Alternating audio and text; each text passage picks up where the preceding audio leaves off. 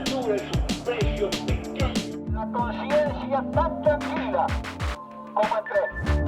Nosotros no la queríamos recibir del poder militar que del poder de facto. Ese Mercosur que va a ser el cambio cualitativo más grande que va a sufrir nuestro país. Mejorar las condiciones de vida de Montevideo, que es muy grande. Hemos obligado y a guardar y defender la Constitución de la República. La unión es lo que nos piden los uruguayos. Seguimos cruzando puentes, seguimos cruzando puentes encadenados. Lo mejor del año del puente por la pantalla de Esdrújula TV. Yo políticamente en casa no se vivía la política, se hablaba muy poco. Recuerdo... ¿Qué recordás?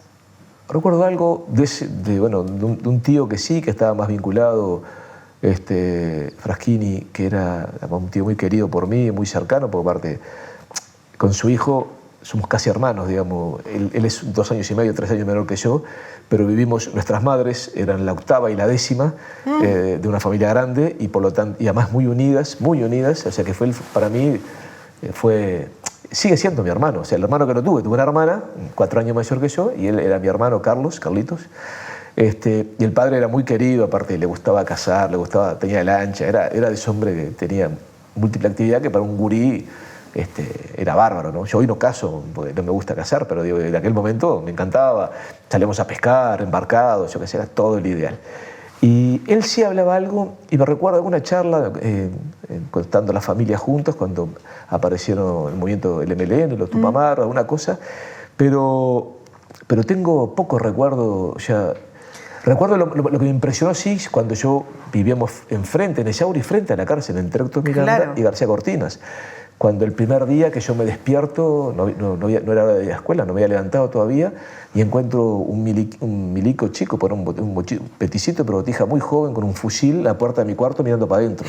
Y yo, ¿qué es esto? ¡Qué horror! Yo tendría, no sé, 10 años, no, 11, 12 años tendría. Son de las cosas que, ¿y esto qué es? Y recién en el 71 fue cuando empecé a tomar cierta conciencia de que había algo que se llamaba política y acababa de surgir el Frente Amplio. Yo me había integrado a una barra, gurises que eran casi todos del Suárez, casi todos se decían del Frente. Entonces ¿sí? Me gustó, me decía, me hago del Frente. No todos, había uno. Es que a esa edad no se tiene mucha idea, ¿no? Para nada. Yo creo que más por integrarme a una barra, que era casi todo el Frente, y algunas gurises que algunas me gustaba, y eso era... Bueno, eso siempre tira, ¿no? Siempre, soy del Frente. Siempre, exacto. No, había uno, cuya familia tiene una joyería muy conocida, que él era pachequista y no pasaba nada. Su novia se decía comunista y no pasaba nada. Era un momento donde no había... Y fíjate que esa barra tampoco la política estaba muy presente. No, claro. Estaba el impacto de una fuerza que surgía, que juntaba miles de personas en la calle, que alimentó el sueño y la esperanza de muchísima gente y que en realidad lo logró porque tuvo una votación en Montevideo muy importante, por más que no ganó Montevideo tampoco. Cuando me recibí, fíjate, todo el esfuerzo para recibirme, era el hijo de un inmigrante y no era dentista. Mi hijo el doctor. Mi hijo el doctor. Entonces yo me recibí de abogado, que siempre me gustó, tenía una cantidad de amigos. Bueno, y me fui a muy poco tiempo una beca a Estados Unidos. No sabéis lo que era estudiar inglés, que yo era... No. Mi señora, que se estaba por casar conmigo, me miraba diciendo, y ella habla muy bien inglés, no pasa de buque y hielo. Bueno, ¿sabes? Bueno, y un día me dice, y ahí queda, es una frase que queda en la familia, porque lo repite, no tengo un decálogo que no lo voy a... Decálogo. Y me dice, ¿pero qué vamos a hacer? Recién te recibiste de abogado, no tenés nada más que un trabajito que tenías. Claro. Y no vamos a ir a Estados Unidos y estoy embarazada. Y yo, ¿qué digo? Y vos sabés que se me ocurrió esta frase y quedó, pero mirá, no sé, pero las puertas que se van a abrir, la madera está en el monte. Ah, qué buena frase. ¡Pum! Y bueno, sos un creativo. Salió eso. ¿Cómo salía de ahí? ¿Cómo salías de ahí? Mira, me acompañó. No sabe lo que fue ese parto, sin seguro, no, todo lo que puede hacer en la historia. Pero, viste, la compañía, el esfuerzo, el optimismo, no la inconsciencia, el optimismo, te digo, la audacia. Yo le digo a los muchachos, siempre den un paso que les sientan las costuras.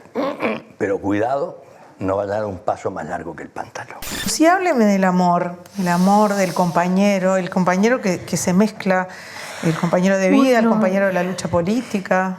Yo una cosa que le digo a la gente joven es que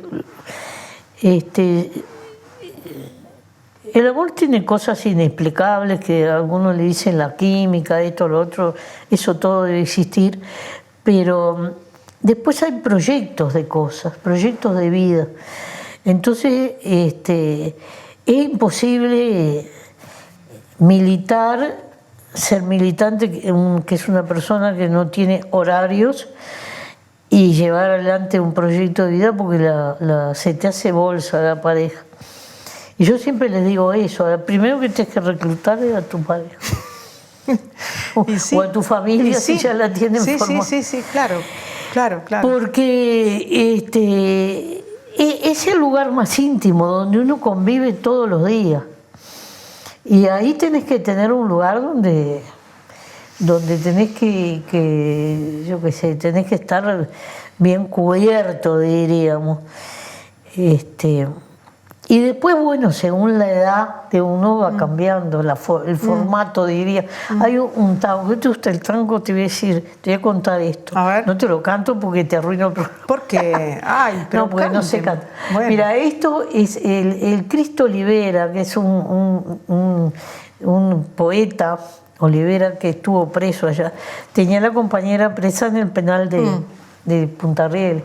Entonces, un día le escribió una poesía y allá unas compañeras que sabían de música le pusieron una música de tango. Entonces dice, tango que ver con todo el hombre, con su última ternura, su primera pasión. Ahí define todo, con esa síntesis de los poetas. Sí, el tango es poesía. Todo. Está todo ahí. Está todo. La vida está toda en los tangos. Todo, sí, todo. Eso todo. No tengo la menor duda. Sí. Pero ¿cómo se puede amar a alguien que uno conoce en un momento, después lo deja de ver durante 13 años, lo reencuentra y el amor está ahí? Bueno, porque tuve suerte. Hubo gente que no tuvo tanta suerte. Pero el amor siguió. Bueno, pero no te lo sé explicar esto. Hubo gente que tuvo menos suerte que yo y otra que tuvo suerte. ¿No hubo lugar para los hijos? No, en el momento que podrían haber venido, no vinieron, pero para mí no. Yo siempre, es más, yo fui bastante anarquista.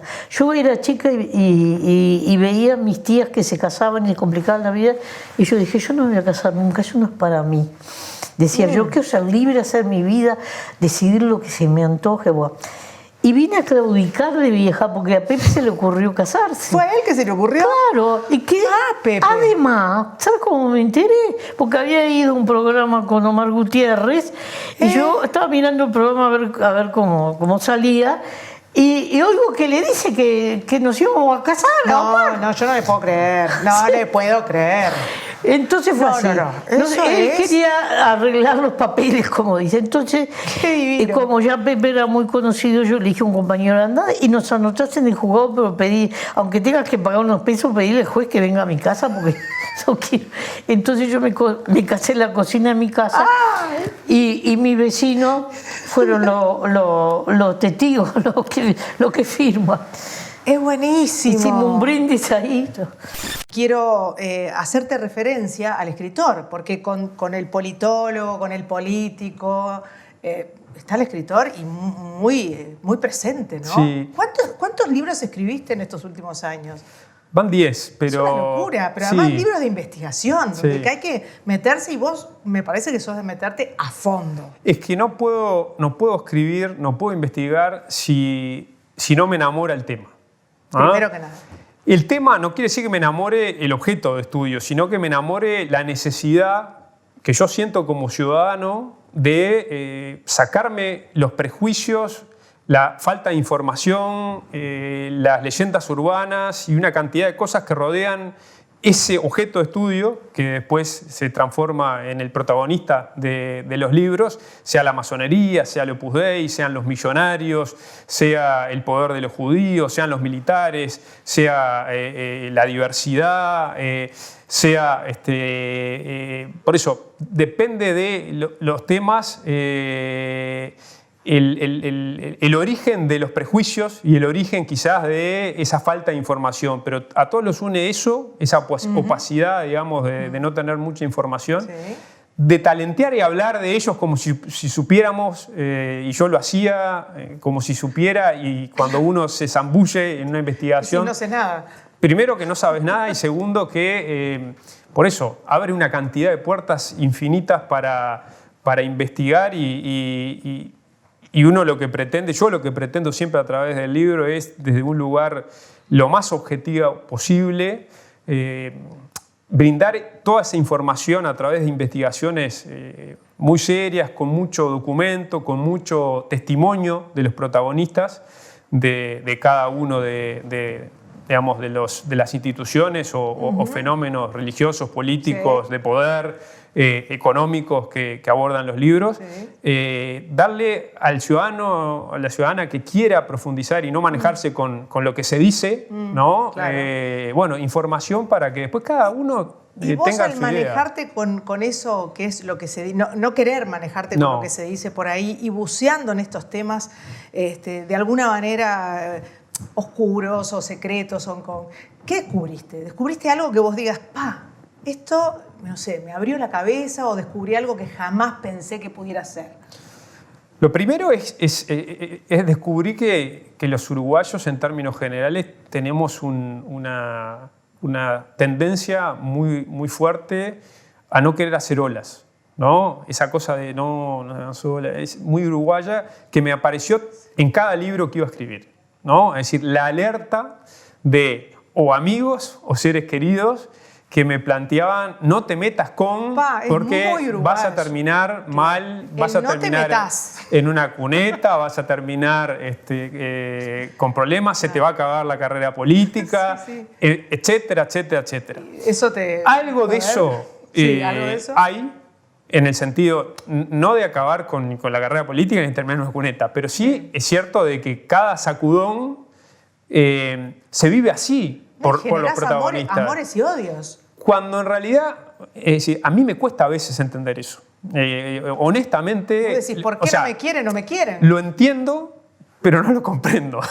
En el sentido, claro, en el sentido de que analizar objetivamente la realidad y en realidad ni siquiera soy yo el que hablan los protagonistas, hablan los documentos, habla la historia, habla la prensa del momento, según los hechos políticos. Es parte de ir construyendo partes del relato de instituciones, de fenómenos políticos, fenómenos sociales, de fenómenos religiosos, económicos. Y es parte de conocernos los uruguayos, las uruguayas, cómo somos. Entonces, sí, la confirmación permanente en todos los libros de el no te metas, el que si te metes vas a tener problemas y ese miedo desde el cariño, ¿no? Porque es gente que uno tiene cerca y que veía un peligro para la persona querida, ¿no? Eso por un lado. Por otro lado, por eso, la sobredimensión, ¿no? Que existe sobre eso mismo, aunque parezca contradictorio y no lo es. ¿Te invitaron a entrar a la masonería? Sí, me invitaron en más de una oportunidad. Tuve el honor de que me invitaran a ingresar a la masonería. Lo que sucedió fue que había una decisión racional, total, de convicción de querer investigar un mundo que a mí me apasiona, me apasionó. Nadie escribe, como dice un amigo, nadie escribe 3 libros de un mismo tema si no le gusta, ¿no? Pero no me cabe entonces, la menor duda. evidentemente, la masonería es uno de los temas. Todos me enamoraron porque si no hubiera podido encarar las investigaciones. Me pasó de que tuve algunos años de sequía, en el sentido de que no produje ningún libro. Hubo 3 años en donde no encontraba tema, no terminaba seduciéndome ningún tema concreto. La editorial, en términos generales, siempre hace un trabajo de tormenta de ideas y de tratar de, según el perfil del escritor de la casa, proponerle opciones, a ver si... Y no dábamos con el tema. Entonces... Ahí se secó un poco las ideas. Pero dijiste que no, no entraste a la mesa, dijiste que no. No, porque evidentemente es imposible hacer un ejercicio de investigación objetiva perteneciendo a una institución que naturalmente y en su legítimo derecho tiene determinados códigos, determinadas reglas que era imposible desde el mundo masónico hacer investigaciones del estilo que a mí me gusta hacer. Entonces tenía que ser del mundo profano, del mundo de los no masones. Eso no quiere decir que en el caso personal yo no lo oculto, me parece que no oculto nada, pero en este caso lo digo con naturalidad porque lo vivo con naturalidad, la afinidad ideológica y filosófica con la masonería. Es decir, un vallista de Valle Ordóñez es natural que tenga esa afinidad con una institución como la masonería, como la tuvo hace 120 años, por esa idea de racionalidad, de adogmatismo, de libertad de expresión del pensamiento, de libertad, igualdad, de fraternidad, pero también de república, ¿no? Entonces, en ese sentido... Es natural de que esos principios más políticos, si se quiere, de generar ciudadanía, de laicidad, ¿no? Es decir, de espíritu laico, ¿no? Entonces, la masonía tiene esos principios que yo los comparto por la ideología política que me convoca. Y también no tengo problema en decir que me seduce el camino iniciático que tiene la masonería como un lugar para trabajar el templo interno de cada uno, ¿no? Otros encontrarán ese refugio espiritual en otras instituciones, religiones, etcétera, métodos. Bueno, la masonía tiene el suyo y me parece muy interesante.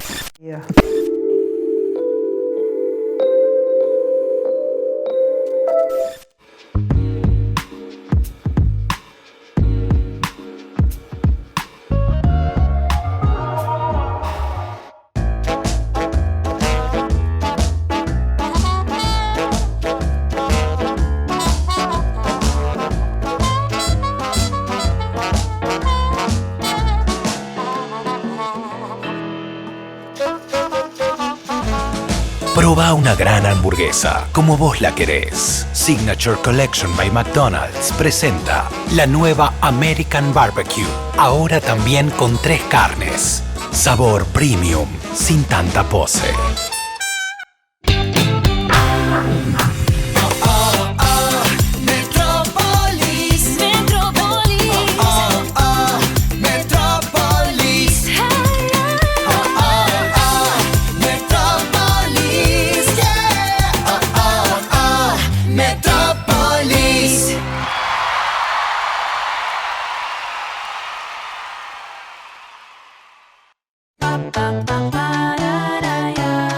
Elegir un colegio es una decisión muy importante. Vení a conocer la Safa desde 1889, siendo escuela de vida. Una luz que nos da guía. Inicial, primaria, ciclo básico, bachillerato, todas las orientaciones. Colegio y Liceo Sagrada Familia. Avenida del Libertador 1960, zafaguada.edu.uy. Hoy para UNAJPU no es un día más. Hoy, jubilados y pensionistas con su voto reafirmaron el camino por mejor calidad de vida en defensa de una seguridad social digna e inclusiva. Gracias. UNAJPU, Organización Nacional de Asociaciones de Jubilados y Pensionistas del Uruguay.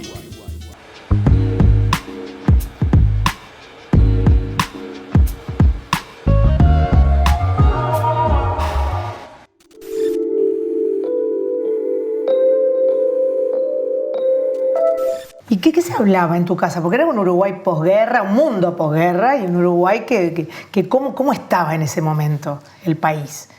Y digo, yo no fui muy consciente de la situación del país hasta que tenía, yo qué sé, más o menos 10, 11 años, que ahí en casa siempre se hablaba de política, porque todo el mundo era blanco en esa casa. Mis no abuelas, podía ser de otra manera vos, bueno, todo de Cerro Largo, es difícil ser colorado en Cerro Largo. Y en esa época el Frente Amplio no existía. Papá era hijo de un español que se vino de España cuando tenía 11 años con un tío y nunca más volvió a ver a su familia y se fue a vivir a Melo.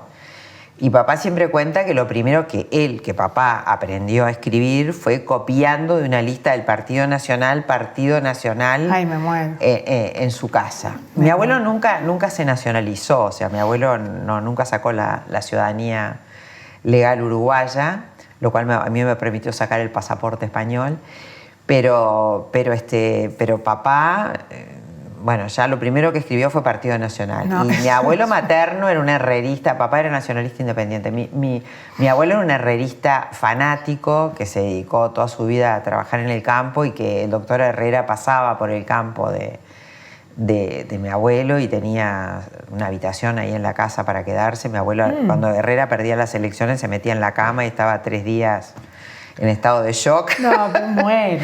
Murió muy poco antes de que ganara por primera vez, que ganara el Partido Nacional. Sí, que eso, bueno, yo en esa época era muy chiquita, pero en casa les dio mucha pena porque se perdió justo eso. Así que el Partido Nacional eran siempre muy fanáticos. Bueno, papá encontraron su punto de encuentro en Daniel Fernández Crespo, que era un herrerista, pero que como que se independizó, entonces ahí todos terminaron votando juntos. ¿Fuiste a la escuela pública? Sí, fui a la escuela Venezuela, que estaba donde ahora está Magisterio. ¿Y tus viejos qué hacían? Se le ocurrió otra cosa más que ir a la escuela pública. No. Pero una escuela pública, iba toda la gente de Ancina, de todo el Palermo, Barrio Sur. Claro. Íbamos todos a esa... Qué divina esa mezcla. Sí. Así eran las escuelas en esa época. Esa mezcla te hace, ¿no? Sí, totalmente. Yo lo reflexioné mucho, más que vivirlo, con mis hijos que pertenecen a generaciones sucesivas y distintas. Los mayores fueron a la escuela pública, pero en Punta Gorda. Entonces, eran todos de un segmento social de clase media ascendente. Sí, claro. Y escuela pública. Entonces vos veías que cuando tenían competencias deportivas con escuelas de barrios menos favorecidos, todas escuelas públicas tenían mejores desempeños. Y después, ya con el nacimiento de Mateo y después los más chicos, fueron a colegios privados. Y luego vos ves que hay un corte, es decir, el universo en el que se crían no tiene nada que ver con el universo en el cual me crié yo. El universo de contacto directo con experiencias de gente que tiene vidas más complicadas, básicamente, o incluso yo tenía compañeros que tenían una vida mucho más holgada que la mía, ¿sí? Y luego tenía otros que eran, bueno, eso lo veías hasta en la cuadra de tu casa, que eran gurises que tenían una vida muchísimo más complicada a nivel social, familiar, y eso también de algún modo te da una perspectiva es decir, el universo es lo que vos podés conocer sobre todo en la infancia, en tu experiencia vital. Y de algún modo te ayuda a entender a la gente, a los problemas y a la vida. Las pequeñas o grandes frustraciones que vivís vos y que vive la gente que comparte contigo la vida, ¿no? Esos barrios multirraciales, no nos damos cuenta, pero multiclasistas, el barrio, la cancha de fútbol, la escuela, también es una escuela, primero, de sensibilidad social, humana, y segundo, de tolerancia. Ver las enormes diferencias. Hay diferencias que son naturales y otras que no debemos naturalizar, pero convivir entre gente diferente es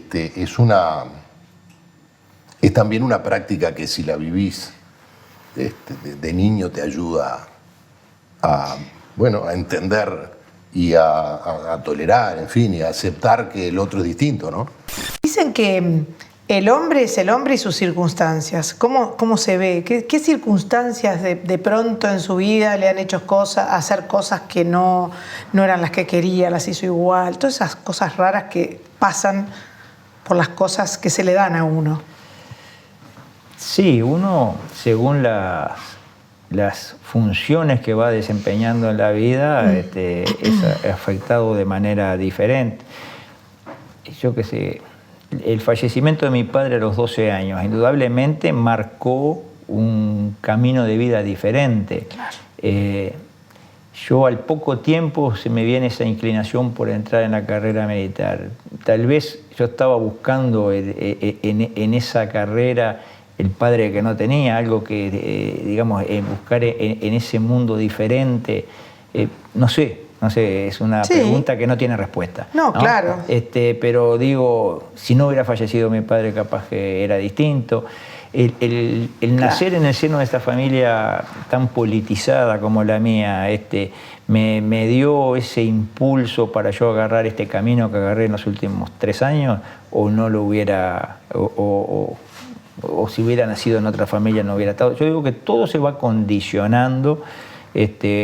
Las circunstancias que se dieron para que yo dejara mi carrera y enganchara o asumiera esta realidad, si no se hubieran dado. O sea, siempre uno dice, si no hubiera pasado tal cosa, yo no hubiera hecho tal cosa, capaz que yo sería hoy, un abogado como mi familia, una familia de abogados básicamente, podría haber sido abogado. Y en ese camino quedan arrepentimientos, cosas que hoy dice mejor si no las hubiera hecho. A veces hay circunstancialmente, porque uno le sale mal, ¿por qué le confiaste a fulano tal responsabilidad y fulano después no estuvo a la altura de lo que uno pensaba? Yo tuve muchas circunstancias de decisión, digamos, por las jerarquías que fui ocupando, por haber llegado al máximo cargo en una institución de más de 15.000 hombres. Tuve que decidir muchas veces entre fulano y mengano, Claro. Ese tipo de decisiones a veces son muy duras y a veces genera cuestionamientos, ¿por qué hice esto y no hice lo otro? Pero de ese tipo yo diría que no tengo mayores arrepentimientos en la vida, no tengo mayores. Yo tal vez si naciera haría de vuelta lo que he hecho. En la clase de la Granada no lo hubiera dado, esa clase hubiera eso sin Me lo ni que puedo hablar. imaginar. Y yo tuve circunstancias a veces a lo largo de mi vida, de mi carrera, circunstancias muy especiales, como cuando me tocó, por ejemplo, dirigir el hospital militar y tratar con enfermos, con gente que estaba en su última etapa de vida, y escuchar a gente que estaba con problemas y no tenía nadie que lo escuchara. Hay que ver a veces las situaciones durísimas que uno le toca. Y bueno, entonces una veces puede arrepentirse o haber dicho por qué no estuve ayer con fulano porque hoy se murió y ya no puedo hablar más con él. Y yo qué sé, esas cosas, ese tipo de arrepentimientos que, digamos, en la corta, a veces a uno me ha llegado 1000 veces. Me ha pasado algo, no sé si a usted le ha pasado, si yo pudiera volver 24 horas atrás el reloj, o a veces algunas horas atrás, esto lo hubiera hecho diferente. Por supuesto. Pero en las grandes cosas, en las decisiones que he tomado, de los rumbos a seguir en la vida, yo diría que no me arrepiento. Tal vez sea de inconsciente, pero no me arrepiento. Bueno, hablemos un poco de la mujer que hoy tiene otras libertades. ¿Cómo te sentís frente a eso? ¿Sos feminista? No. ¿Sos feminista? Feminista sí, te entendí ministra, dije no. No, feminista. Feminista, ¿Sos feminista? Sí, por supuesto. Soy feminista y además soy feminista convertida. ¿Por qué? Claro, porque realmente, como dijiste, es una niña consentida. A mí me fue fácil acceder, a los concursos de la facultad, al internado. O sea, no sentí que eso era una competencia que me costara. Pero cuando entré en la actividad política vi realmente las injusticias que viven las mujeres en este país y la necesidad que hay de luchar no solo por la vida de las mujeres, que es algo tan cruel como esta pandemia, ¿no? Los femicidios, sino también por las libertades y por no sentirse que la mujer es propiedad de una persona. Realmente creo que el patriarcado le ha hecho mucho daño a la sociedad y al mundo, ¿no? Si alguna vez hiciera un libro, si hubiera algún libro que me gustaría haber hecho, el único, sería todas las experiencias con los niños enfermos. Eso sí, que no es una cosa triste, sino al contrario. Todas las enseñanzas, todas las cosas lindas y maravillosas que los chiquilines son capaces de sacar de adentro en momentos difíciles. ¿Son maestros los niños? Son maestros, sí. Son maestros. Cuénteme una anécdota que recuerde. Y bueno, hay, por ejemplo, uno a veces se asombra a chiquilines que están muy mal y adolescentes y cómo cuidan a los padres, ¿no? Cómo cuidan a los padres. Te dice, sí, pero ¿se lo dijiste a mamá? No se lo digas a mamá. Todas esas cosas que son increíbles, ¿no? de los niños, ¿no? Y después todo, yo qué sé, chiquitos así que no tienen el intelecto suficiente, ¿viste? Los chicos con síndrome de Down, por ejemplo, tienen mayor frecuencia de enfermedades oncológicas que los que no tienen Down. Y vos decís, vinieron hoy vino una chiquita que ya hace 3, 4 años que terminó el tratamiento, que está bárbara. Y cómo, la verdad, vienen y te abrazan y te besan, ¿no? Con mucho más cariño que de repente un chico que no ha tenido el problema, o cáncer, lo que sea. Recogés de todos esos niños lo mejor de un ser humano, probablemente. Presidente, pero ¿usted qué considera que fue su gran éxito en la política y su derrota? Porque me habló de los dos polos. No, según la vida, las derrotas que hablo no son personales. Por ejemplo, la derrota política del 58, cuando pierde el Partido Colorado por primera vez después de 93 años, bueno, yo lo sentí como un joven muy colorado, muy vallista, muy luisista, que estábamos con la industria, con esto, con el otro. Bueno, claro. Para mí eso lo sufrí muchísimo. Sí. ¿No? Bueno, el golpe de Estado. El golpe de Estado, ¿no? Bueno, eso fue complejo. Y si usted dice sensación de satisfacción, ¿sabe cuándo? Sí. ¿Cuándo? El 1 de marzo del 90, cuando le di la banda a la calle y dije, ¡qué alivio! Hemos gobernado 5 años, todo el mundo libre, todo el mundo, los derechos respetados a todo el mundo, no tenemos que lamentar un muerto, un machucado, y hemos manejado la cosa como hemos podido, no hemos tenido los reventones guerrilleros o reventones militares de la Argentina. Bueno, naturalmente, unos dirán más mejor o más peor, pero eso sí es satisfacción, el día que uno dice, esta etapa la cumplí. Claro. Habló de crisis, en este caso crisis del país. Sí. ¿Cómo maneja o cómo se maneja usted en sus propias crisis? Porque todos tenemos esos momentos. Por supuesto. No, que son necesarias incluso. Por supuesto, ¿no? Y además, de alguna manera, crisis implica cambio y también implica crecimiento, implica desafíos. Obviamente, para mí es muy importante mi mujer y mis amigos. Han sido siempre como mis referencias. ¿Cuál es el momento de su vida que usted recuerda como que se sintió? Bueno, más de uno, pero te voy a decir uno difícil. Uno difícil. Uno difícil fue cuando yo era diputado, entré al Parlamento en el 2000 y fui diputado hasta el 2005.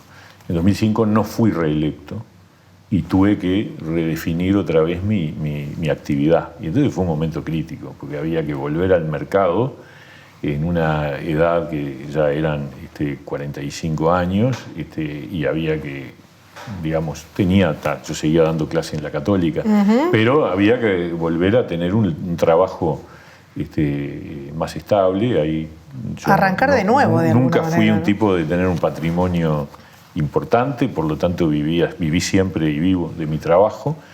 Por lo tanto, ese fue un momento difícil.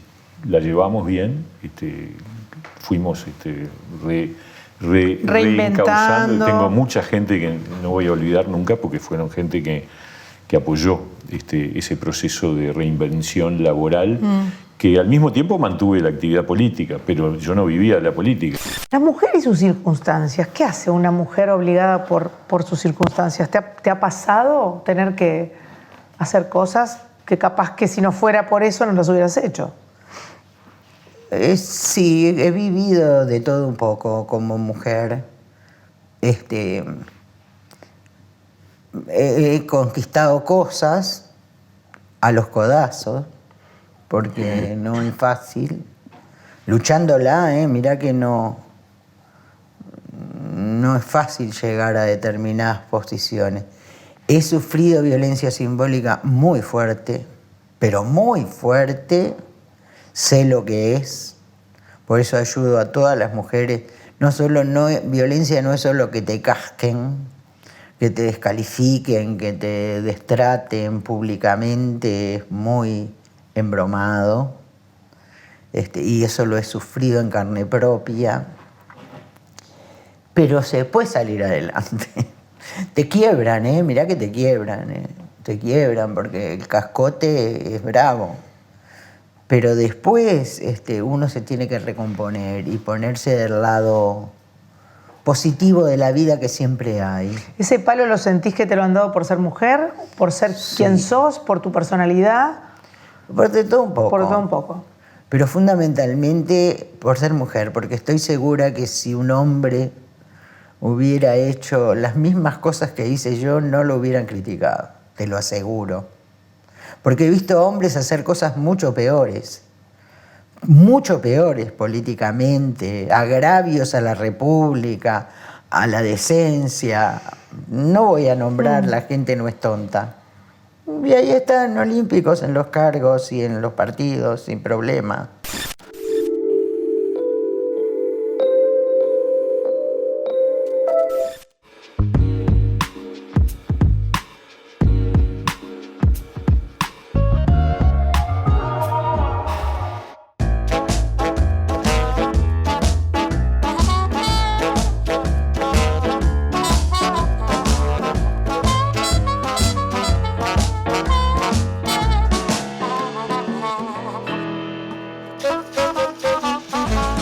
Proba una gran hamburguesa, como vos la querés. Signature Collection by McDonald's presenta la nueva American Barbecue.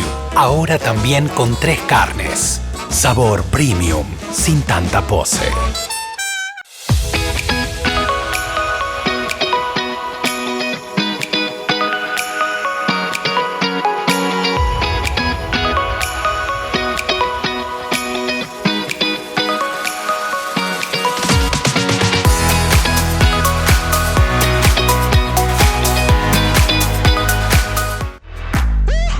Muebles Da Vinci, fabricación de living nacional, trabajos a medida, gran variedad de telas a tu elección. Contactanos a través del www.mueblesdavinci.uy, @mueblesdavinci o al 098 60 0069.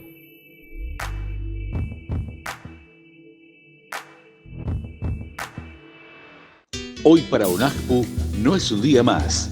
Hoy, jubilados y pensionistas con su voto reafirmaron el camino por mejor calidad de vida en defensa de una seguridad social digna e inclusiva. Gracias. ONAJPU, Organización Nacional de Asociaciones de Jubilados y Pensionistas del Uruguay.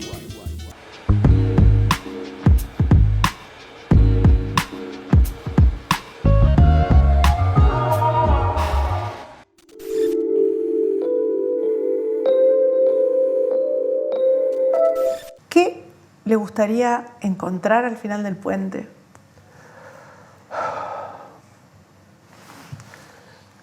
Poder reconocer a una persona que pese a las diferencias es capaz de respetar y querer. y saber que tenemos la capacidad de lo que nos une, aunque sea como uruguayos, nos permite unirnos en eso, aunque sea. Y que la lucha por el poder o la preeminencia política no termina haciendo que sea imposible el acercamiento, el respeto o la coincidencia, aunque sea en temas puntuales. Eso me encantaría. Y si tuviéramos la oportunidad al cruzar este puente imaginario de encontrar algo al final, ¿qué te gustaría encontrar? ¿Uno nuevo o lo mismo? Como quieras, como quieras. Es lo mismo, una Navidad como las que siempre tuvimos, con mi guitarra, con mis hijos y mis nietos tocando y yo cantando, que tengo cantidad de... Y después sí que tú, no sé si me olvidé decirte, a mí me gusta escribir algunos versos. ¿Ah, sí? Décimas. Entonces, cuando tengo un amigo le mando un saludo con una décima, tipo de cosas. Pero más allá de eso, si yo tuviera que decir cómo me viría una Navidad, es decir, que las Navidades son más seculares que otra, una Navidad, pero con eso de uno cantando y teniendo la visión esa de que al otro día, más allá de lo que uno crea en la Navidad, ¿no?, es un día para empezar a soñar. Lucía, pensemos en un puente imaginario. Si realmente tuviese un lugar donde llegar, ¿qué le gustaría encontrar al final de ese puente? Le copiaría algo que dice Pepe, llegar al mostrador y decirle a la doña de la guadaña, quiero otra vuelta. Muchas gracias, Lucía, de verdad. Mira, pero la imagen del puente del Uruguay es la del Río de Libertad. Y ese estrado donde estábamos todos. Wow. Yo creo que esa imagen, yo no pude estar porque yo estaba presa, pero esa imagen, y aquella voz de Candó y todo eso es el símbolo del puente del Uruguay. Muchas gracias. Del otro lado del puente sueño con encontrarme con una sociedad más justa, igualitaria, que tanto esa brecha ideológica que existe, las diferencias ideológicas que existen, nos permitan encontrar una sociedad mejor y y seguir peleando por una igualdad que suena a veces medio demagógico, pero yo es lo que pienso así. Que los más necesitados obviamente sean la prioridad de todo el sistema político. Eso realmente es lo que espero encontrar en un futuro del otro lado del puente. ¿Y al final del puente qué te gustaría encontrar? La felicidad, ¿no? Es decir, la construcción permanente de caminos que te hagan feliz, que no es tan fácil, ¿no? Siempre, hay que trabajar mucho para lograr eso, ¿no? El equilibrio que te permita la paz y la felicidad. Al final de mi puente o del puente. No, del puente, es decir, cuando vos venga un día que digas, bueno, hasta aquí llegué, ahora me voy a retirar a los cuarteles de invierno, en este puente, ¿qué quiero encontrar? Sí. ¿Cómo te ves? Es algo que estoy trabajando, porque es algo que lo veo más cercano, a veces como que me viene una necesidad de decir, bueno, hasta aquí llegué, quiero retomar mi vida de otra manera. Claro. Quiero ser más libre. Eso es algo que a mi edad es bastante, y a gente que tiene menos edad que yo también, se le empieza a volver más recurrente. Entonces es algo que estoy trabajando porque no es fácil tomar la decisión de que hasta aquí llegué. Estamos atravesando el puente. ¿Y qué te gustaría encontrar al final? Bueno, si me encontrara a mí, sería fantástico. A mí, de verdad. Sí, claro, obviamente que te entendí. Aquello que decía Machado, quien habla solo espera hablar a Dios un día. Y mi soliloquio es plática con este buen amigo que me enseñó el secreto de la finanza. Es genial eso. Quiero encontrarme a mí, que para lo cual empecé a caminar, que es lo que deberíamos procurar todos los seres humanos, porque una persona que se busca a sí misma difícilmente sienta que el otro lo molesta. ¿Qué le gustaría encontrar al final de ese puente?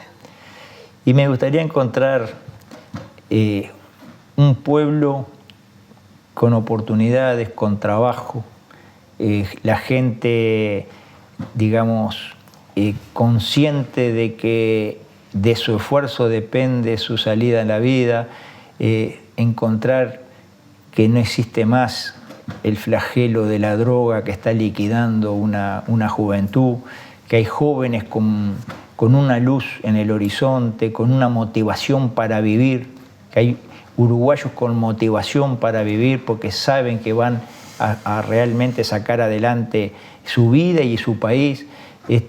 Terminar con esta suerte de nihilismo en donde nadie cree en nada, donde todos están encerrados en sí mismos y en donde no hay confianza en el futuro, en un país realmente apagado y sin motivación en la vida. Creo que del otro lado del puente tiene que haber una luz de esperanza para todo un pueblo que la necesita como nunca, porque realmente estamos en situaciones muy críticas en muchos aspectos.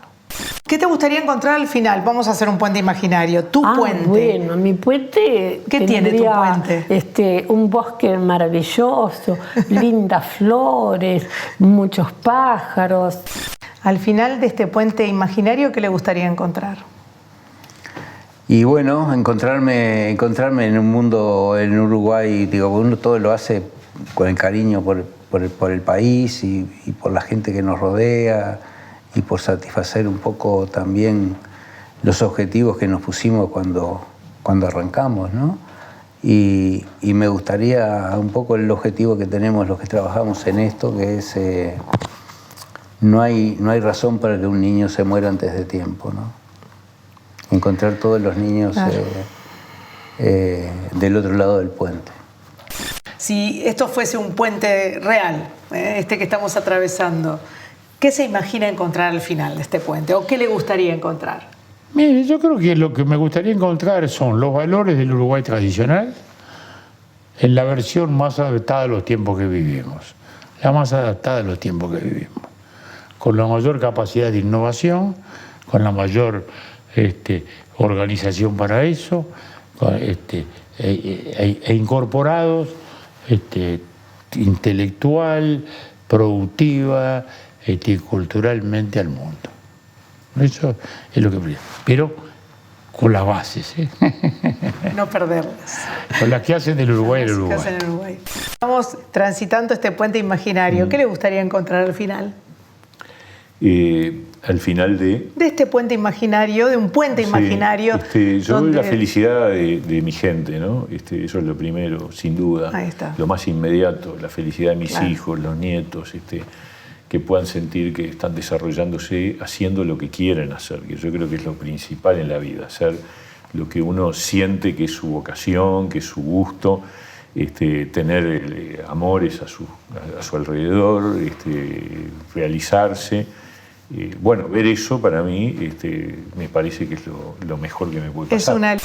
Si cruzáramos un puente imaginario como este que estamos cruzando, que estamos intercambiando, pero el puente es imaginario, ¿qué te gustaría encontrar al final de ese puente? Gente. Quisiera cruzar el puente y encontrarme con gente que no sé si conozco o no conozco, me imagino, pero gente que me estuviera dando la bienvenida, que me esperara con un abrazo. Yo creo que todos en esta pandemia estamos extrañando eso. El encuentro con el otro, con la otra, el abrazo, el mimo, el apapache, como dicen. Sí. Esa necesidad de que el otro... no sé dónde fue que leí que el abrazo hace que vos sientas el ritmo del corazón del otro y latas al mismo ritmo. Y yo creo que me gustaría eso, cruzar el puente y encontrarme ahí con gente que me diera la bienvenida y me abrazara.